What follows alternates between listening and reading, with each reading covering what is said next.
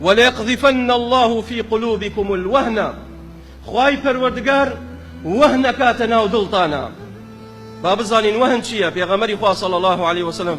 كاتي برسيارا ليكت فقال قائل يا رسول الله وما الوهن وهن چيا قال حب الدنيا وكراهية الموت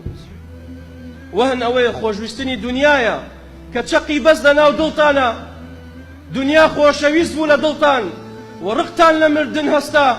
او كاتا دجمن زاڵە بێ بەسەرتانە و ئەبینی مسلمانان بەو شێوەیە کەوە حاڵی مسلمانان ئەبینی کەواتە براکانم باوریای خۆمان بین ئاگاداری ئەم دەردەبین دەردێکی کوشندەیە دنیا با لە ناو مشتمان بێت نەک لە ناو دڵمان بێ و باوشی لێ بدەین وا تێگەم زۆر بەمان تا کەم تا زۆر تووشی ئەم نەخۆشیە بووینە بەڵام گرینگەوێ معالەجەی کەین